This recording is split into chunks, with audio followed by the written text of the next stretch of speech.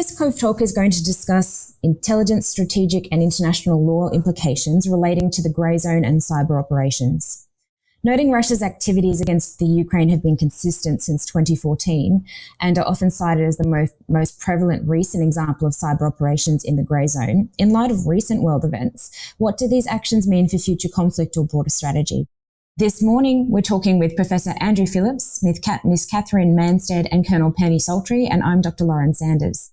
Andrew Phillips from the UQ School of Political Science and International Studies, who will explain what Greyzone operations are and how they affect international relations. Professor Phillips is an expert in international relations, terrorism, international security and war, and he's published and lectured widely in all of these fields. His expertise is in international political frameworks, focusing on the use of force by states. Following Professor Phillips' take on the what, we'll be hearing from Colonel Penny Saultry from Defence Legal, who'll be discussing the rules, talking about legal frameworks and challenges associated with both cyber operations and operations in the Greyzone, covering the why from a legal perspective. Colonel Saultry is an Army Legal Corps officer who has extensive Army and joint experience, including operational deployments to Iraq, Timor-Leste and Afghanistan, and has worked on both national as well as coalition headquarters. Her most recent postings have included Director Operations and Security Law, Chief Legal Officer to the Chief of Army, and the Senior Legal Advisor for the Joint Operations Command.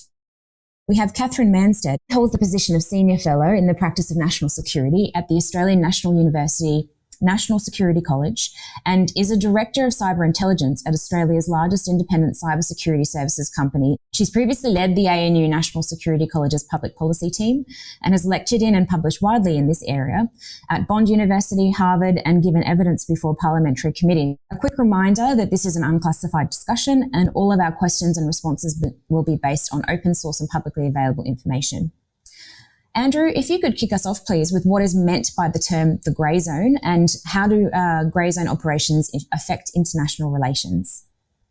Wonderful. Thank you so much, Lauren, for the opportunity to present to the Cove, and thank you to everyone who's listening to this presentation. I'd like to do three things in my presentation. The first is to provide a brief conceptual overview of these concepts of hybrid war and activities. The second thing I'd like to do is to briefly canvass some of their applications, particularly in the post-Soviet space, in particular with respect to Crimea in 2014 and with the ongoing activities that culminated in the Russian invasion of Ukraine in February 2022. And finally, I'd like to pose two provocations that I hope will help to stimulate some of our thinking and discussion about hybrid warfare, which I'll just preview now. The first is the question of how new is hybrid warfare, and the second is the question of the degree to which it potentially systematically favours authoritarian over democratic states. But to begin with looking at this concept of hybrid war and more broadly the notion of Greyzone activities, these are concepts that really entered into the Western strategic lexicon from the mid-2000s onwards to capture a style of organised coercion that possessed a number of key characteristics. The first of these is that it was a multi-domain form of coercion that did not necessarily privilege the kinetic form of warfare, but rather focused on a number of other levers of strategic coercion that states could potentially use against their adversaries. These included, for example, the systematic use of information warfare in order to destabilise the unity of a target state and to undermine its ability to resist subsequent efforts at armed coercion. The use of cyber warfare as a means of not only destruction, but in particular disruption, destabilising the viability of critical infrastructure and weakening a target, again, both as a source of chronic instability and also in the immediate prelude to a kinetic attack. And also a range of other expedients that in particular we see Vladimir Putin's Russia has been extremely deft in exploiting. Among these, for example, the use of targeted propaganda and information warfare to mobilise so-called fifth elements, that is, diaspora constituencies that could be used to support a targeted attack on a home state. The key elements, though, in terms of thinking about hybrid warfare and Greyzone activities more generally, and the way that I'll distinguish it, what you'll see in the literature is that these terms are often used interchangeably. My understanding is that Greyzone activities are something that states can do on a day-to-day basis. This is a chronic form of malevolent assault that operates below the threshold of armed conflict. That is, it typically operates below the level at which it would warrant and justify a state retaliating in a kinetic fashion, and sometimes even operating below the detection threshold as well. But it is a set of targeted efforts that are used in order to chip away at the will and capacity of an adversary to resist coercion. Conversely, hybrid war, and again, the distinction that I am making is a temporal distinction that many would potentially challenge. But my argument would be that Greyzone activities are part of the chronic destabilisation and bullying that a state can undertake in order to soften an adversary. They're multi-domain and they're typically engaged in as a means of, if you like, a shaping operation. Conversely, hybrid war. My understanding of hybrid war is that this is really when the rubber hits the road, where you're still operating at a multi-domain level, you're still using information operations, you're still using cyber in order to destabilise critical infrastructure, you're still potentially using plausibly deniable proxies in a low-level subconventional kinetic capacity, but you're doing so in the prelude and in the lead-up to a kinetic assault. So in this sense, hybrid warfare is really at the sharp end of Greyzone activities. And once you're in the hybrid warfare space, you're getting above the level of the detection threshold and you're getting to a position, as we saw in February, March of 2014, where limited kinetic efforts did see Russia successfully annex the Crimean Peninsula. So that is by way of definition. And the reason that I have been annoyingly ambiguous, as academics want to do, is because this remains a subject of deep dispute and contestation within the literature, whether we even need a distinction between Greyzone and hybrid activity, what range of activities it potentially encompasses. But what I would suggest is that we're looking again at multi-domain forms of coercion that fall below the threshold of armed conflict. And I approach this through a very Clausewitzian lens and are intended specifically to chip away at the will of an adversary to resist the hybrid war actors' target demands. So moving on to where we have seen this in action. And if we look at the way in which the discussion on hybrid war has evolved, what is notable is that it is very much focused on the post-Soviet space. There is an interesting niche literature that is now looking at the way in which China is using Greyzone activities in order to expand its sphere of influence in literal East Asia. And I'm happy to speak to that in Q&A.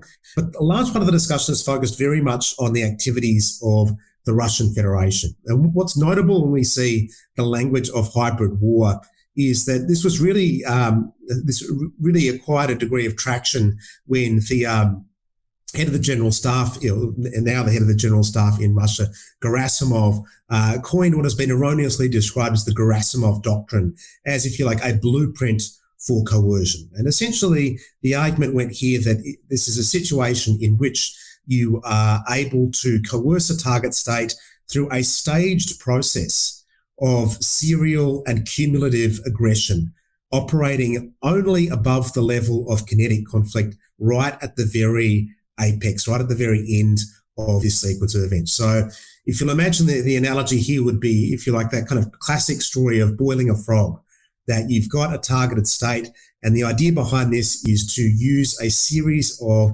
acts of provocation, so targeted information operations to mobilize local domestic constituencies that might be sensitive to your message, to engage in a variety of activities targeting critical infrastructure at various periods of time to create a sense of chaos and dysfunctionality that will undermine the local political authority, to eventually infiltrate forces potentially associated with organised crime elements, but often simply, in the case of Crimea in 2014, the Little Green Men actually were Spetsnaz Russian forces that were operating without wearing conventional uniform, that were able to go in there and create a degree of instability on the ground in order to secure their outcome.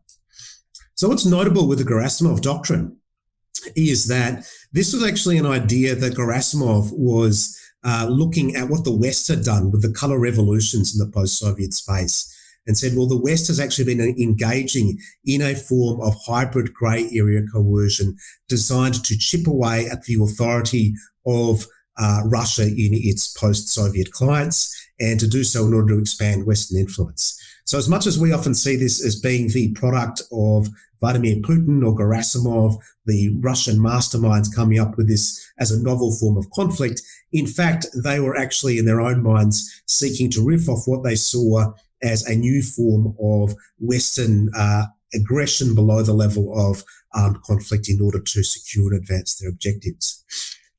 That may be kind of the interesting backstory in terms of how we get to hybrid war and grey area activities. But what's notable is that we've seen very ambiguous evidence of their effects in the Ukraine, Crimea from the period 2014 to 2022. Now, if I'd been presenting to you a year ago, I would have been far more pessimistic. In as much as the seizure of the Crimean Peninsula in March 2014 seemed to look like a textbook case of how you can use hybrid war and grey zone activities in order to target and weaken an isolated adversary with a view to achieving limited revisionist territorial annexation goals. Because there is certainly very strong evidence that across the entire spectrum, across every domain, whether it was cyber, whether it was information operations, whether it was cultivating pliable Russophone constituencies within the Crimean Peninsula, that very clearly the Russian Federation was undertaking hybrid war activity in order to achieve a limited objective. However, I'll revisit one of the central concepts that I've introduced about hybrid war and grey zone activities. If we look at this through a Clausewitzian lens, yes, it's operating across multiple domains, but it is essentially focused on the view of chipping away at the resolve and coherence and unity of effort of an adversary in order to make them more susceptible to coercion. So what we saw in the period from 2014 to 2022, both in the frozen conflict in the Donbass region, but also more generally in Russia's orientation towards Ukraine, was a systematic effort to continue to apply grey zone activities as a means of chipping away and undermining the sovereignty and authority and capacity to resist of the Ukrainian government. So when Vladimir Putin in February 2022 announced his special operation in Ukraine, this was seen very much as intending to be a capstone and replication of the successful hybrid war campaign that had seen Crimea conquered almost without a shot being fired back in 2014. The expectation of Putin, of course, was very much frustrated. And I think this is really an illustration of the limits of hybrid war and grey zone activities as a means of coercing an adversary that actually is capable of being able to mobilise nationalism as a means of pushing back. So what I've tried to do there is just very briefly touch upon two illustrations to suggest that grey zone activities and hybrid war are undeniably important and integral aspects of contemporary strategic competition, but we shouldn't necessarily see them as being either overly novel or as necessarily being a silver bullet that necessarily favours an adversary that has more permissive rules of engagement than liberal democracies. So what I'd like to do in my remaining 3 minutes is just to really touch upon those provocations that I foreshadowed initially. The first of those is the question of how new is hybrid war and how new are grey zone activities. Because what I'd like to suggest is that if we're thinking about the idea of engaging in multi-domain coercion at a level that is short of war but is intended to weaken an adversary as a prelude to a kinetic attack, there is ample evidence that this has in fact been a part particularly of imperial statecraft for centuries.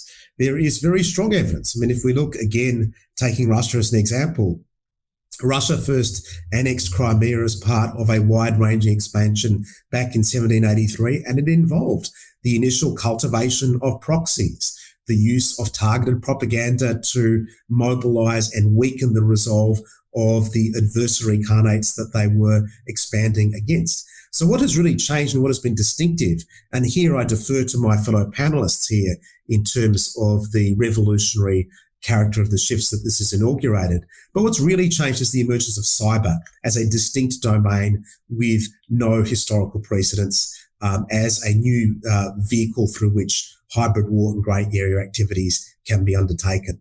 And I will concede from the outset that my two fellow panellists have much greater expertise on this. But if you were to make a case that hybrid war and grey zone activities have become much more revolutionary in their significance, then cyber would be the place to look. The second thing that I would just want to lead into is just as a provocation to get you thinking, but hopefully to also nourish discussion on the panel itself, is the degree to which hybrid war and grey zone activities potentially favour authoritarian states. There is no doubt that China or Russia, because they are authoritarian states, they have more permissive rules of engagement. They are able to engage in sustained offensive cyber and information operations in a way that is not something that would be easily squareable with democratic states. That said, it really behooves us to then think about, well, what are the ways in which democratic states might be able to respond to this? And this is where I'd be very keen, very, very keen to looking forward to hearing from the Colonel on this, because one of the key questions that was initially raised was, is an institution like NATO, with the Article 5 requirement that there be evidence of armed attack to warrant collective security provisions kicking in, well, to what extent does a cyber attack or a targeted information attack potentially cross that threshold and warrant a response? My intuition, particularly looking at Russia's failures in Ukraine at the moment, is that hybrid war isn't the silver bullet that necessarily always favours an adversary authoritarian state, but authoritarian states do nevertheless have a certain degree of permissiveness in their degree to resort to these strategies that does place very important imperatives on the West to seek to adapt our legal and military capabilities in order to respond accordingly. And on that note, thank you very much for listening, and I defer now to my fellow panellists. Thank you. Really great narrative there, Andrew. Thank you very much. And if you think that academics are challenging, then you should try being a lawyer in an ops room in the middle of a war fight. Anyway, thank you, everyone. Thank you to Lauren, and thank you also to the listeners to dialing in today. And hopefully what you'll walk away from my segment of the panel discussion is a little bit better understanding of the legal framework that applies to the conduct of grey zone activities, and particularly cyber operations.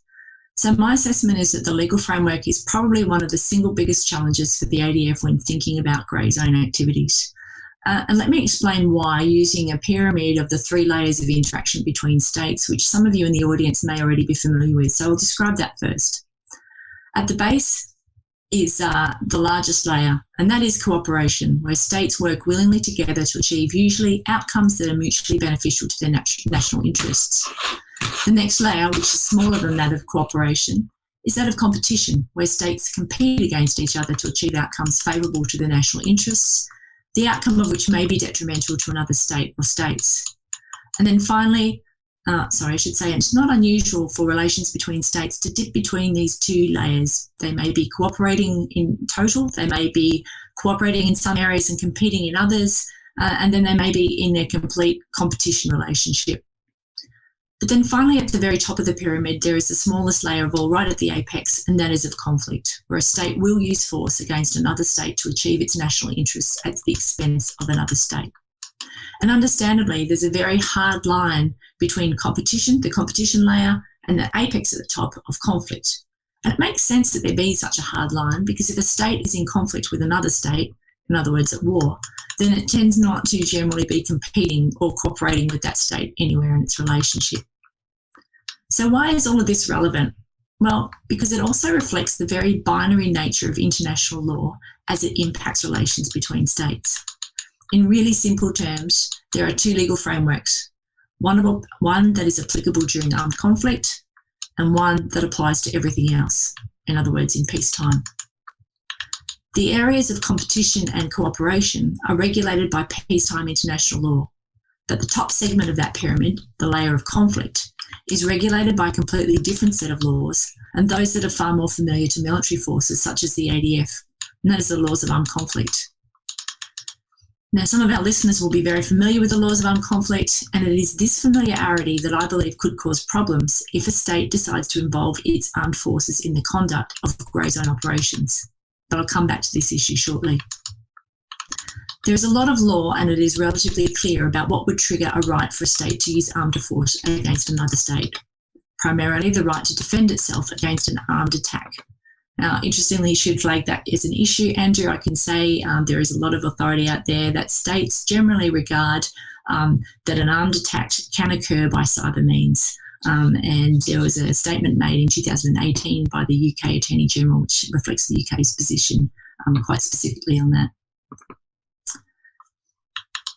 Quite clearly, in the Ukraine, there is very clear evidence that Russia has conducted such an armed attack against the Ukraine using a variety of means, both kinetic as well as non-kinetic, and that has triggered a legal right for the Ukraine to use force to defend itself against Russia, including by attacking Russian territory and Russian armed forces wherever they may be in the world.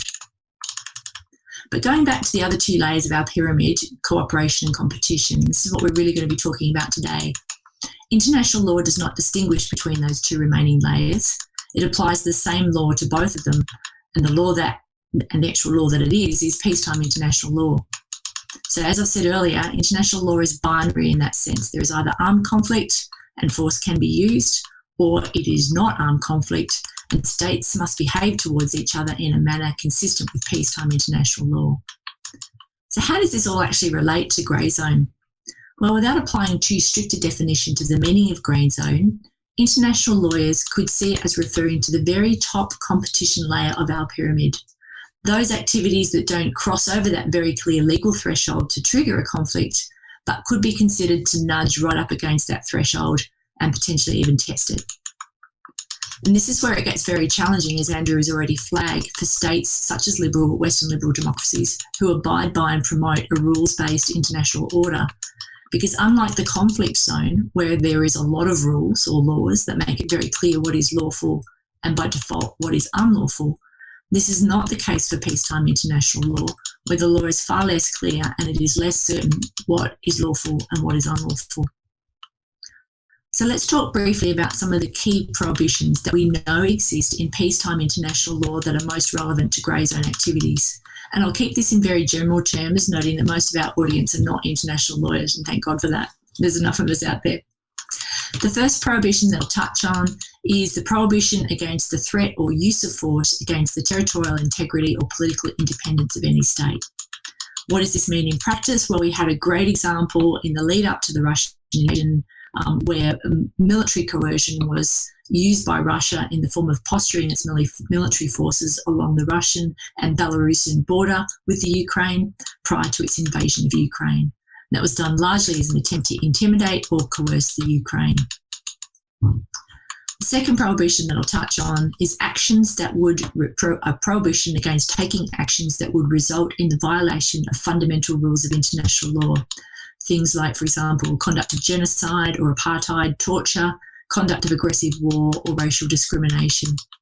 So an example of an action that would breach this prohibition would be state-sponsored online information operations or cyber operations, which sought to incite a right-wing extremist group in another state to conduct physical attacks against, for example, Middle Eastern immigrants in that state. In other words, inciting racial violence. That would likely be a prohibited intervention into that particular state under international law. And the final prohibition or key prohibition that I'd like to touch on, and I'll go into this one in a little bit more detail because it's an emerging area of law and I think we're going to see a whole lot more discussion on this in future years. And that's a prohibition against intervening in matters essentially within the domestic jurisdiction of other states. It's complicated because aside from the words that I've just described, there's not yet a whole lot of legal understanding on what this actually means in practice. Even the phrase intervention is not yet clearly defined in law. So what do we know about this prohibition? We know that a prohibited intervention can be direct or indirect, for example, funding terrorism or opposition groups to depose a government. We know that the prohibition primarily protects institutions of state, so the legislature, the executive government and the judiciary, and it does not protect non-government organisations such as private corporations. But we're yet to understand how far this prohibition, or the flip side of it, the protection under this prohibition, will extend. As I've said, this is very much an emerging area of law, and I can say that quite confidently because over the past weekend here in Australia, the United Kingdom Attorney General made an unusual speech which explained how the UK government is interpreting this problem. And I say it's unusual because international law is largely formed by state practice, what states do, and particularly from Western liberal democracies, they've not been in the habit, shall I say, of speaking publicly about what their positions are as a matter of law. And that's particularly the case with cyber operations. I've already mentioned in 2018, the UK sort of broke the tradition with its first announcement. Well, it did the same again last weekend. And whilst the UK Attorney General's speech did not say so expressly, I personally believe that her statement was a direct result of Russia's ongoing Greyzone activities.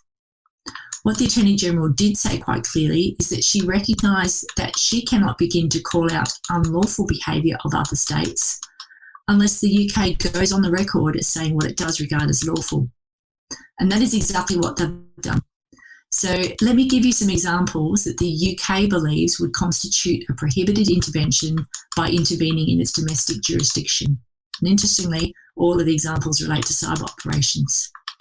So one of the first examples they gave was covert cyber operations to restrict or prevent the provision of essential medical services or essential energy supplies. For example, the disruption of ambulance dispatch communication systems, causing hospital computer systems to cease functioning, or preventing the supply of power to housing, healthcare, education, and banking facilities. How interesting when we compare that statement against the actions that are publicly alleged against Russia in the Ukraine and also the Crimea. The UK goes on, and this is a big step forward in the area of law. The UK has also said that it believes that a covert cyber operation by a foreign state that coercively interferes with its freedom to manage its domestic economy or to ensure the provision of domestic financial services crucial to the state's financial system would also be a prohibited intervention. Examples that they provide include disruption of networks controlling revenue raising or taxation, or disruptions of systems that support lending, saving and insurance. In other words, banking and insurance industries. Again, really interesting when you look at what's been publicly reported about what's been happening in the Ukraine and some of the cyber attacks against its banks and government platforms. The last area that the UK Attorney General touched on in her speech, and this was a more established understanding in the realm of international law, and that is the prohibition against, it's still prohibited intervention, but in democratic processes. So a covert cyber operation by a foreign state which coercively interferes with an otherwise free and fair electoral process would also constitute a prohibited intervention. And just to step away from the Ukraine at the moment, I'd like you to think all about this point in the context of the 2016 US presidential election. If it could ever be proven that Russia had somehow influenced US voters using cyber means, then it was quite likely that it would be considered a prohibited intervention in the domestic affairs of the US by Russia. But as with all things international, it's one thing to be considered to have broken a law, but it's entirely another thing to take action to either enforce the law or to punish a breach.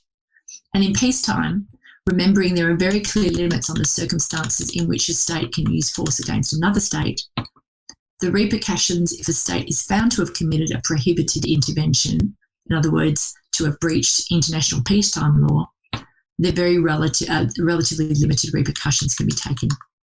So I'll keep that really simple, and there's three of them: reparation, retorsion, and countermeasures. Reparation is pretty much, as the word means, it's compensation in some form for the wrong that occurred. Retorsion refers to unfriendly but still lawful acts by the aggrieved state against the wrongdoer state. For example, the imposition of trade embargoes, the withdrawal or limitations upon diplomatic relations, or the withdrawal of otherwise voluntary aid programs between countries. But it's the last action which is potentially the most serious one, and that's countermeasures. And they may be taken by a victim state against another state to stop a prohibited intervention that is ongoing. Now, the law sets out some pretty significant limitations surrounding the use of countermeasures. They cannot involve the use of force. They must not breach any fundamental aspects of peacetime international law. And any countermeasures taken must be proportionate to the wrongful act conducted. So that's the criteria. That's the really limited options that are open to states who believe that they have been the victim of a prohibited intervention that they could take within the international legal framework. But of course, before any of those actions can be taken, the internationally wrongful act or prohibited intervention must be attributable to a state under international law. And again, keeping it simple. Simple is good, right? I'm certainly simple. In order to meet the international legal threshold of attribution, the prohibited intervention must be the result of conduct of either the government of that state, an exercise of governmental authority on behalf of that state, or a person or group of persons acting on the instructions or under the direction and control of that state. And that last one is really interesting in the context of, again, public reports that Russia frequently uses organised criminal gangs to undertake some of its Greyzone cyber operations, presumably to try and introduce an element of plausible deniability as to its involvement. But again, if another state could show that those groups were acting under the direction or control of the Russian government, then that kind of makes it a moot point. So that's basically a very long way of saying three key things. Firstly, Greyzone activities are regulated by peacetime international law. Secondly, there is a lot of uncertainty as to what states can and cannot do under peacetime international law. And then finally, even if a state believes the state has international law, in order to take any limited permitted responses against the aggressor state, the victim state must first be able to attribute the breach to the aggressor state. But let me go back now to a point that I made earlier about this different legal framework being challenged for armed forces if they are involved in conducting activities against another state in the grey zone. Part of that challenge arises from the fact that conducting actions against other states under peacetime international law is relatively new for armed forces. The ADF, for example, is very well versed in what its members can and cannot do during armed conflict. And it is also very well trained in what we can and cannot do in peacetime under Australian law. But we have a very limited understanding of what we can and cannot do under peacetime international law. And this lack of understanding could be very problematic if an armed force, such as the ADF, were tasked to start conducting operations in this grey zone. So being a military operational lawyer, let me give you a more specific example. Over the past few decades, the ADF has really refined its targeting processes for both kinetic and non-kinetic effects generated during warfighting. We're pretty good at it, right? But these same processes would be completely challenged if we were tasked to adapt them to generating non-lethal effects under a peacetime international framework. Terms that many in the audience will be very familiar with, such as combatants and non-combatants, protected objects, proportionality assessments, and even dual-use targets, are all terms that are directly derived from the laws of armed conflict. They apply to that very peak of the pyramid, armed conflict. They are suddenly meaningless when we start to talk about taking military activities in the remainder of the pyramid, which is peacetime international law. New frameworks and decision-making processes will need to be developed to ensure that whatever activities might be proposed remained lawful in the sense that they did not cross that very hard threshold between the two layers, conflict and competition. Armed attack is the more precise way of describing it, against a victim state, nor constitute a prohibited intervention, such as those examples I spoke of earlier. Which brings me to the last point that I really want to make, and it relates to the evolution of international law in this area. And a key thing for us all to bear in mind, and it's the principle of reciprocity. States need to accept that if they consider what they are doing by way of grey zone activities to be lawful, then they should also remember that it will be just as lawful for other states to do right back to them. I look forward to your questions.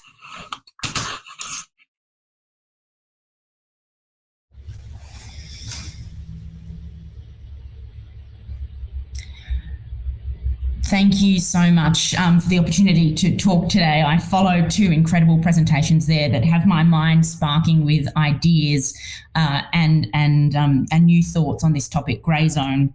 and hybrid war. For my part, I want to dwell a little bit on the cyber components of this. But before I do, I want to just reflect a little bit and pick up a few themes from the other two speakers on what the grey zone is and what it means to us, particularly in this cyber context.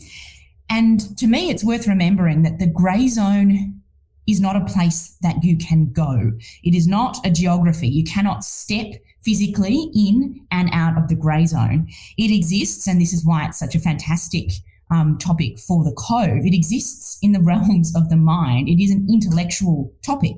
And so if we can figure out the parameters of our grey zone, why our adversaries perceive in Western democracies our grey zone to be a certain shape and size, we can gain that intellectual edge. We also can do the work. We reflect so much on what our intellectual grey zone is, but we can also do the work of imagining ourselves into our adversaries' shoes and learning what their grey zones are, because ultimately the grey zone refers to the way in which our own legal, normative, social, doctrinal frameworks are often used by adversaries against us because they understand where there are gaps in our mental models or where our own mental models can be turned against us. So the classic example, as we've heard through Penny's talk then, is the binaries of international law between armed conflict and between the lack of armed conflict are often used by adversaries to confuse us and to paralyze us and to slowly potentially change the status quo over time in ways that are not consistent with our interests. So before I get into the cyber dimension, I want to reflect on one other thing, which is that we've heard from Andrew a fantastic academic understanding, and we've heard from Penny the legal understanding of the grey zone.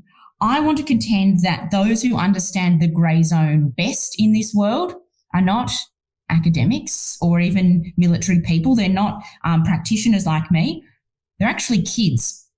I think there is no better person or set of people who exploit intellectual grey zones more than children. And let me give you this example. I'm going to quote here from Tom Schelling, who is one of the great strategic minds of the 20th century in the US.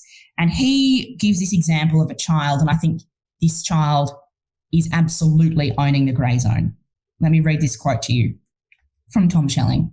He says, "Tell a child not to go in the water, and he'll sit on the bank and submerge his bare feet. He's not yet in the water. Acquiesce and he'll stand up. No more of him is in the water than before. He'll think it over and he'll start wading, not going any deeper.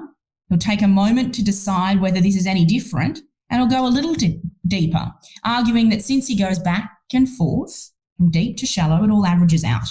Pretty soon, we, the parents, are calling on him not to swim out of sight, wondering whatever happened to all of our discipline."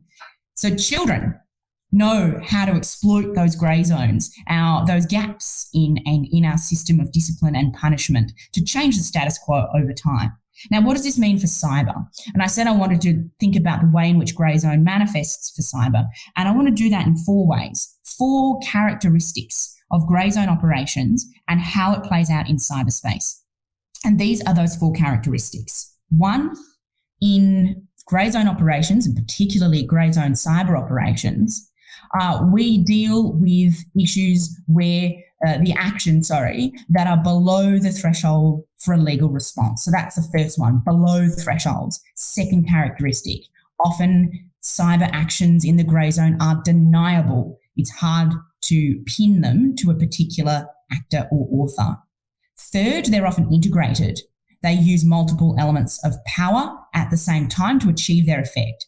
And fourth, they're often incremental. They achieve their strategies over time. And that example, that little vignette of the kid going out to sea swimming, basically he uses all 4 of those as well. Now let's break it down into the cyber element. And what I'll also do as I go through is I'll explain why each of these characteristics of the grey zone works so well for authoritarian regimes, because these are kind of gaps in our Western democratic ways of thinking. But what I'll also do to answer Andrew's provocation is talk about the way in which democracies can push back against each of these characteristics. So let's start out with below the threshold. And this is kind of the most obvious one. We've mentioned it a lot. If I asked you, when did Russia invade Ukraine? The textbook answer might be 24th of February this year. And yes, we know that in the realms of cyber, a cyber activity that reaches the threshold of an armed attack is the same as a kinetic activity that reaches the threshold of armed attack. But actors often use cyber to go just before that threshold of armed attack. So I said, when did the invasion of Ukraine begin? We say the 24th of February, 2022, but I would counter to you, well, let's wind this back to 2014. So in 2014, a cyber attack occurred in Ukraine by Russia against the presidential election, against the very essence of democracy in Ukraine. Vote tallying was disrupted and delayed, and there was a plot that was frustrated at the last minute, but a plot nonetheless, to display the wrong leader as having won that election. Imagine if on the weekend in Australia, we suddenly saw on all of our televisions, on the ABC and Channel 9, wherever you were watching the election, a far-right candidate being touted as the winner instead of the actual now Prime Minister of Australia, Anthony Albanese. That was 2014. 2015, a power grid was attacked with cyber means in Ukraine. It was an outage and also a attack at the same time, a DDoS attack that against the call centres of the power companies to prevent citizens from getting information about why they suddenly didn't have power. That's pretty dramatic. It strikes again at the heart of society and of an economy. The next year, another power grid attack, right? Left Kiev without power for a couple of hours. And since then, we've seen more and more cyber attacks against Ukraine, slowly perhaps confusing, demoralising, destabilising, disrupting the economic life, the political life of Ukraine. And even before February, again, we saw cyber attacks hitting Ukraine, not necessarily reaching the scale of an armed attack, not having an equivalent effect to launching a missile into Ukraine, but disrupting, degrading, demoralising, website defacements, those types of things that get in the way, that put grist in the middle of democracy, of decision-making, political decision-making, but they don't necessarily meet those thresholds. That is the place where authoritarian grey zone actors like to play. So that's characteristic one, below thresholds. Number two, deniable. We often see and we often hear when we talk about cyber operations that there will be claims made that cyber, it happens out there in the ether, it's impossible to attribute because it's happening via computer means, it's not happening in a real way. In the words of one former NSA director, a missile comes with a return to sender address stamped on it, a cyber attack doesn't. That problem of technical attribution is definitely over-exaggerated. Often it's easier for an intelligence community or indeed for experts, digital forensics experts like those that I work with, to figure out where the cyber operation may have emanated from. You do that by looking at their tools, their tradecraft, their practices. But what's really hard is two things. One is figuring out the command and control. Who ordered it? Because often, and this is the characteristic of a lot of authoritarian regimes doing cyber operations, often there is a really interesting blend between military and intelligence officials and criminals and other proxies. And that's used to cloud who authorized it, who did it. There's a very cozy relationship, for instance, in Russia, between Russian organized crime, Russian cybercrime, and the Russian state itself. China also often leverages cyber criminals, and to make things even more confusing, sometimes those working for the state moonlight in their spare time as cyber criminals to make a bit of cash on the side. So attribution can be really hard in that sense. But the second way attribution's very hard, and often cyber operators are hiding behind a veil of plausible deniability in the grey zone, is a concept of political attribution. It's one thing to know on a technical intelligence level who done it. It's a very different thing to be able to then convince at a political level or towards your society who did it without revealing those sensitive intelligence sources and methods. It's also very difficult because, frankly, this is a complex area and it's hard enough for those who work in the space to understand, let alone to make those cases in really coherent, public-facing ways. Now, I said I would say a little bit about what democracy can do about these difficult characteristics. And the best way to combat deniability is sunlight. And we see Australia and other democracies changing course a bit and doing this more and more. More and more do you see the Australian government standing up with other allies and partners and calling out, naming and shaming those who are doing cyber operations against our interests. We've seen it in Ukraine. We saw it last year when China was attributed formally for the massive hack of the Microsoft Exchange system. Australia stood up along with a range of other countries to call out China's Ministry of State Security in that instance. We've also seen it in the realm of cyber-enabled operations, so disinformation and the like. Then Australia's Foreign Minister, Marise Payne, at the beginning of the global pandemic, pointed the finger towards China, Russia, Iran and others for being involved in social media disinformation campaigns relating to the pandemic. So there is a response for democracy, and we're slowly getting used to pushing back using those democratic principles of sunlight and transparency with our population. So I said there's two other characteristics, and I'll briefly touch on those. So below threshold, deniable. Third one, integrated. So to butcher a bit of Shakespeare here, when sorrows come, they rarely come in single spies, but in battalions. And so too it is with the Greyzone. When we have Greyzone operations, using cyber as one means, often there are a range of other means supporting that, cyber and non-cyber. So if we think about something like China's territorial claims to the South China Sea, China does that in an incredibly integrated way. It uses phishing militia, for instance, in the physical realm. It uses cyber operations and cyber-enabled operations and information operations and elements of foreign interference as well. If we think, for instance, about that information layer, we see examples of China's 9-dash line, that little dash line through the South China Sea that is China's emblematic of China's claim to the South China Sea. We see that turning up all around the world. We see it turning up in Hollywood movies, in children's textbooks. It's a powerful informational campaign that China gets out there into the public digital ecosystem. We also see patriotic hackers sometimes being animated by issues with other claimant states in the South China Sea and using that as a reason to hit critical infrastructure, government and other targets in those countries. So integrated. Now, what can we do about that as a democracy? Because authoritarians are quite good at pulling the levers of military, cyber, economic and other forms of power together.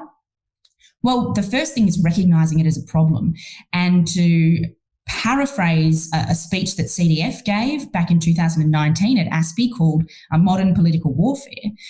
He said that previously we'd seen a lot of these non-kinetic tactics like cyber operations and propaganda and economic coercion as quote unquote unconnected and only mildly irritating.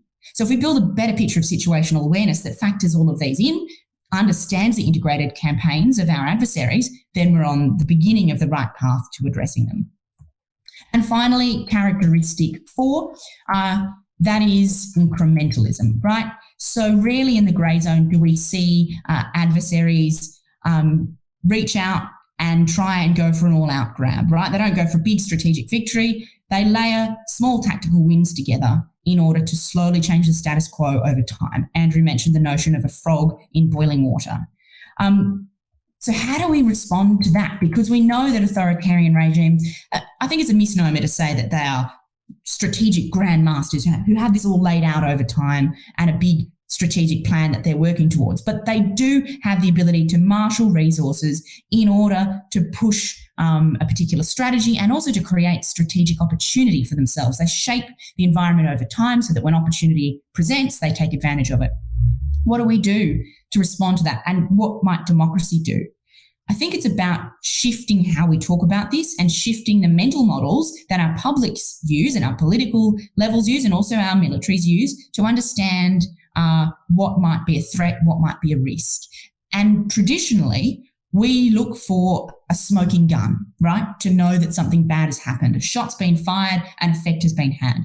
But when you're dealing with the world of incrementalism, there may well not be a smoking gun to point to because things happen slowly over time. It's very difficult to point out when the red line was crossed, and by the time the red line is crossed, it's very difficult to get your adversary to course correct.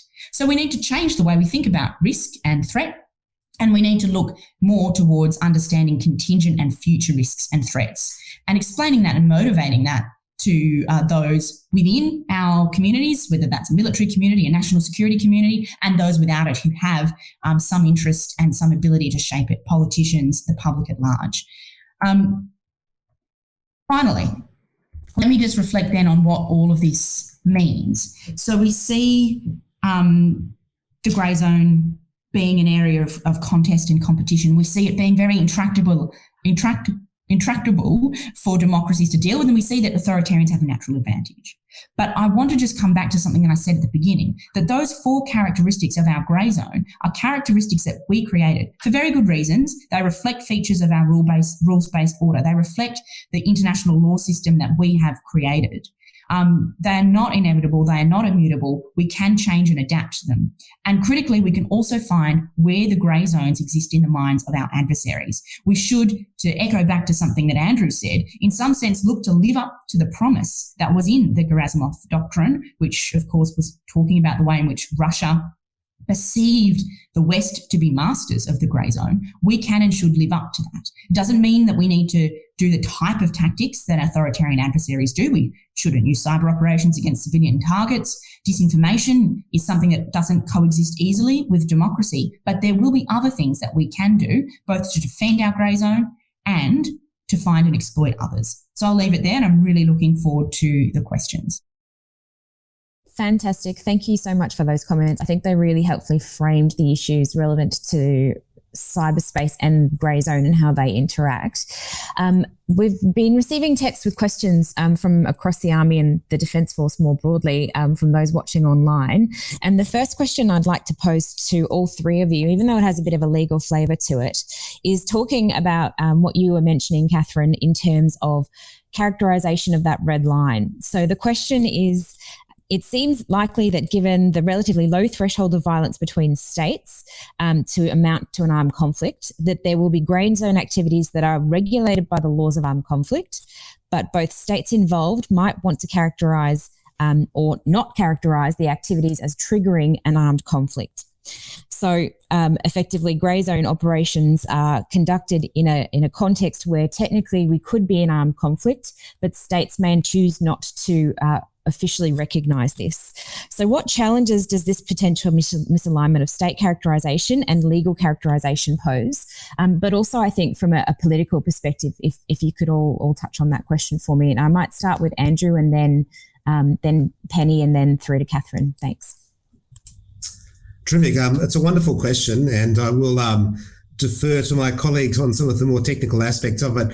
The one thing that I will say is that the shared incentive that adversaries might have in preventing a conflict from escalating is one that's actually has fairly strong historical foundations. And I mean, to give an illustration of this, during the Korean conflict, it was well known, for example, that there were Soviet pilots that were active against the United States and its allies in that conflict. And there was a very clear decision to say, okay, well, we're actually not going to make that level of covert intervention public knowledge. So I think the shared interest that adversaries might have in preventing increasing grey zone activities from reaching a threshold that would demand a greater escalation, I think that's something that's not distinctive to the current conflict environment.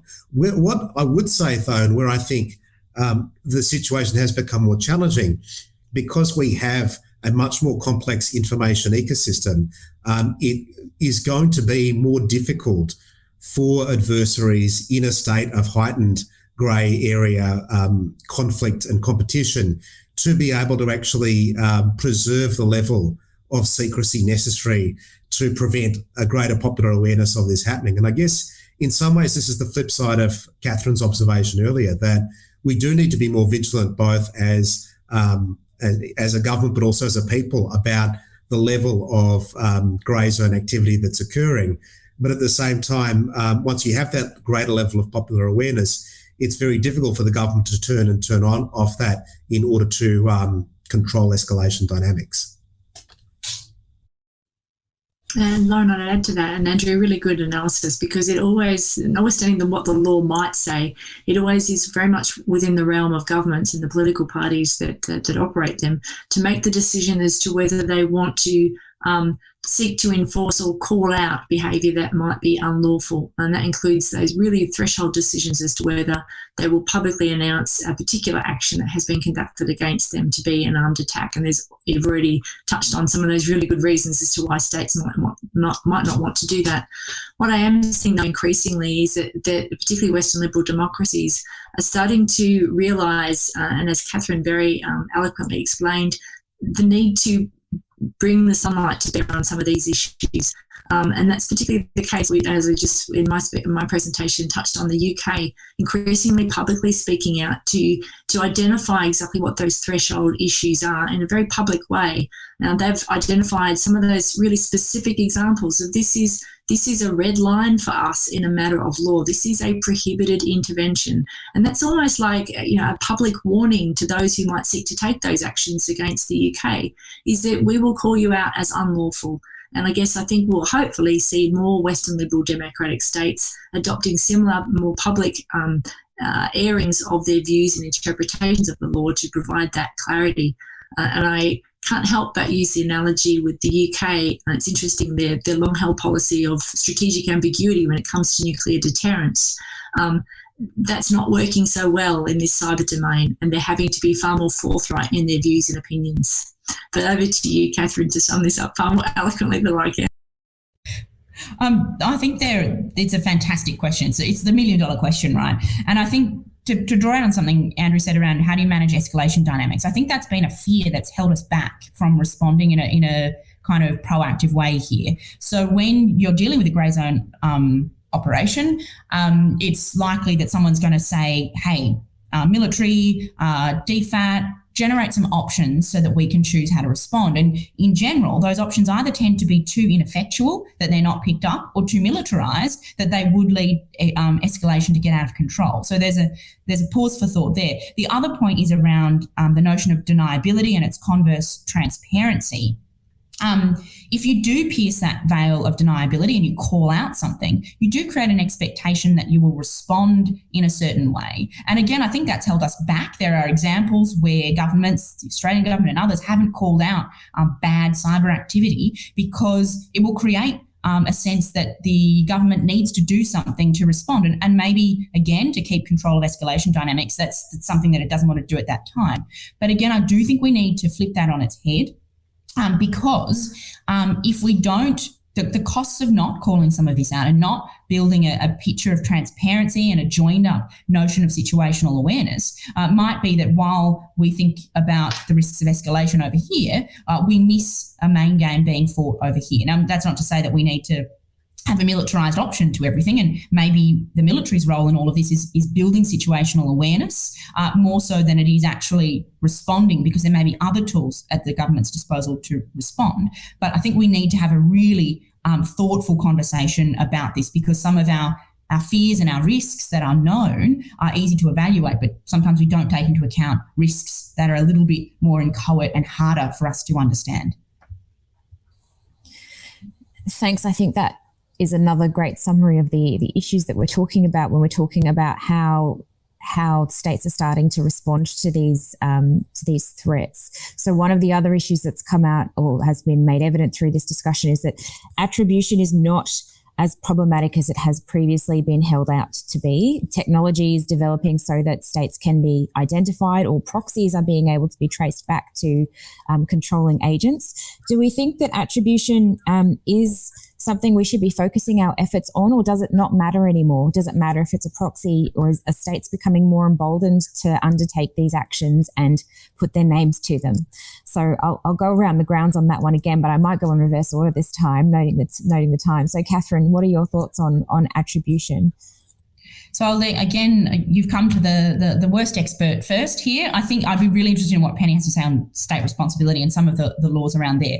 From my part, I think when governments in the past, Western democratic governments, have thought about attribution, they've thought about it in terms of deterrence. And so the question is, should I attribute because will it change the cost-benefit analysis of my adversary? And often the answer to that is it won't. So if we take the example of some of China and Russia's massive hacking sprees of late, Australia and indeed other countries coming out and calling that out and attributing it to those countries, it's probably unlikely to change the likelihood in the short term of whether or not they engage in them. So that's one way in which people have said, oh, well, let's not attribute. But I would flip it and say that attribution plays a different role that we don't think about sometimes. It may not play into that cost-benefit analysis of the adversary so much, but it actually plays into your conversations with your allies and partners, helping them understand risk and being resilient. And it also plays into the conversations you're having with your own people and with your political leaders as well. And in the cyber domain, which is my area of expertise, that is so important because often what we can do to prevent cyber attacks happening is build resilience at home. Most of those who have control of Australia's critical infrastructure and can do something about protecting it are private sector entities, and they need to understand the risks that they face. So putting a name to a face, being clear about the intent and the capability of our adversaries to do us harm, that actually can help raise that level of national resilience because suddenly you have people prepared for it. So in that way, it deters because it makes the price of attacking harder, even though it doesn't actually in the short term, make the adversary feel chastened and go, oh, okay, we won't do that and not attack you again.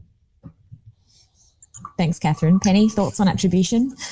Yeah, so I want to be really clear that there's really different standards here. There's political attribution, and other speakers have already touched on those, where a government might decide to go public and announce that they are attributing this to insert a particular country. And then there's legal attribution, and the lawyers will generally look for a particular standard of proof before they would be happy to attribute, in the legal sense, to another country, against an aggressor state, for example. And those kind of boundaries are not really clear. It's another murkier area of international law, but I think we will increasingly see more and more jurisprudence over the next few years that will help to clarify some of those boundaries. We've already seen numbers of examples, and we've touched on those already today, where there has been that political attribution. I think the next step will be countries actually decide to start to exercise their rights under international law and maybe look to take those publicly declared things like countermeasures or retortions. Now, they may well have already been occurring. We don't know, because so much of what happens in the diplomatic world is done in the shadows, and it's not necessarily made public, and often for very good reasons too. But I wonder, as we get closer and closer to sort of bumping really hard up against that hard layer of between conflict and competition, whether we might start to see some more public announcements and the exercise of those lawful powers under international law and publicly declared countermeasures taken. Thanks, Penny. Andrew, your thoughts? Yeah, two terrific answers. So I don't have a huge amount to add, but simply to reinforce a couple of points. Particularly Catherine's observation regarding the second-order value of attribution in terms of strengthening the awareness of the nature of the threat. And just to revisit what hybrid war intends to do, its goals are to weaken the unity of a target population and government, to corrode the resolve of a target government and population, and to corrode popular trust in institutions. That's essentially what it's trying to do, with a view towards eventually leveraging the resulting fragmentation to secure their objectives. So I think in that context, I'd just like to reinforce Catherine's point regarding the importance of attribution in terms of mobilising not just whole of government, but whole of nation efforts to be aware of and respond to these as a challenge. Probably the only other thing that I would add with regards to attribution is that it occurs to me that different regimes have differing levels of command and control. That, for example, you've got an extraordinarily centralised state like North Korea on the one hand, versus a state like Iran, which has got a famously Byzantine and polyglot intelligence and security apparatus. And I think potentially one value of being a bit more explicit and public about attribution is to say, well, regardless of the degree of regime coherence, we're just going to hold you to a high standard of accountability regardless. And I think that potentially has some value as well. Thank you very much for that answer. And unfortunately, looking at the time, while we do have more questions, I think that's actually all we have time for. So while we would have had, I think, quite a longer and more detailed discussion about this topic, thank you so much for providing your expertise on what is a fascinating but critically important area of emerging operational focus for the ADF. And for those that are out listening, don't forget to follow the Cove either through their app, Facebook, Twitter, LinkedIn, or ForceNet to keep across the latest PME content content relevant to Army and future Cove Talks. Thank you again so much for all of your time and for those differing perspectives on cyberspace and Greyzone operations. And thanks again for joining us today at the Cove.